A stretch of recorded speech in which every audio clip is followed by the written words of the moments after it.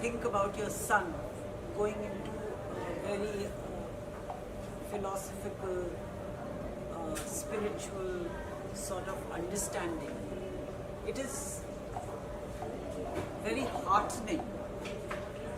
I feel proud about it. But as a mother, there is a concern.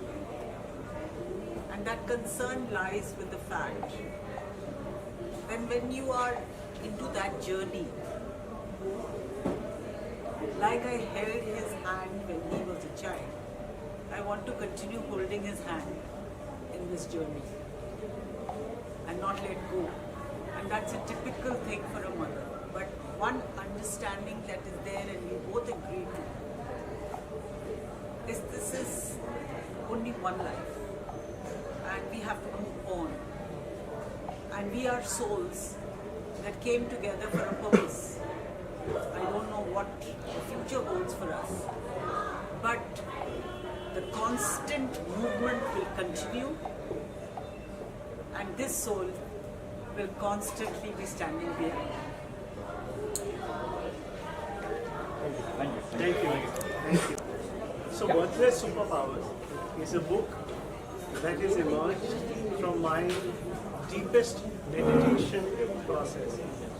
I was looking for an anchor in COVID and I had Lord Shiva next to me.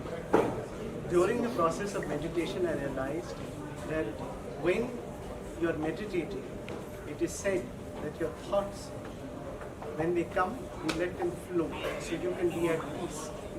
But everything that I saw around me was complete chaos. The world was in chaos and I was in chaos. And that is when I started questioning, why? Why am I going through this? Why am I here? And I, during the meditation process, realized that there are forces that are beyond us. But at the same time, I equally realized that I have free will. Free will allows me to meditate. But the forces give me the challenges that I face. So the questions that kept pondering over my mind brought me to, is there any moksha? Will there ever be moksha? So the reason I'm writing this book is to bring a perspective that maybe nobody amongst us is actually going to get moksha the way we have understood what moksha is. And this perspective doesn't come from a human, this perspective doesn't come from a god. My perspective of writing is from the universe. So whatever you see in the universe, everything is moving. There is no constant. The earth, the sun, the entire universe is expanding all the time. Then why is there a reason for us to believe that stillness or calm is the ultimate? There must be motion. And the way I wrote this book was, when the universe looked at all of this, he said, why should I put you in stagnation? Why should you be calm? You should be moving all the time. Every time a human doesn't move, or every time our life becomes stagnant, that's when the universe intervenes. And the universe plays its game for us to do what we are supposed to do, because at the end of it, when we move, that contributes to the universe. So every lifetime that you get through, you are going to come back here to finish your karmas, because the universe will never let you stop. The boundaries of the universe are not something you and I can imagine, and it is a continuously moving universe. Let me tell you one or two characters of the book, and I will not reveal all of it. One of the characters which is very close to me is a character called Avi. And Avi is a character who's got a little bit of a bipolar or schizophrenic mentality. Since childhood, it took a lot of time for his parents to recognize probably there's something wrong with him. And that character had a very, very strong challenge. He had another human being or a power that he was dealing with within himself. And ultimately, his entire goal was how can he get rid of that. The only way he could get rid of that thing was if he was to become a better, stronger, more courageous person. He tried a lot, even to the extent, I will give you a hint. You all know there are processes in Hinduism, Islam, Christianity, and he learnt about exorcism.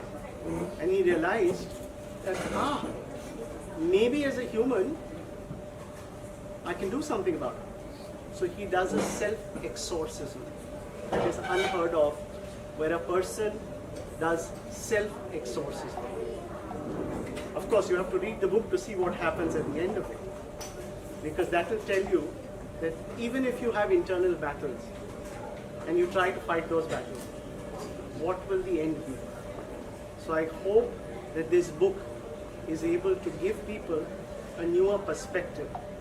Let's live the new moksha, which is living today. Let's live it as a now. Let's live it in the way it exists, in the chaos. And today's world is in utter chaos. You're seeing wars across the world. You're seeing difficulties in everyone's life. And everyone is trying to escape it. Somebody wants money to be able to solve a problem. Somebody wants fame to be able to get attention. Somebody wants happiness to get away from the rest of the world.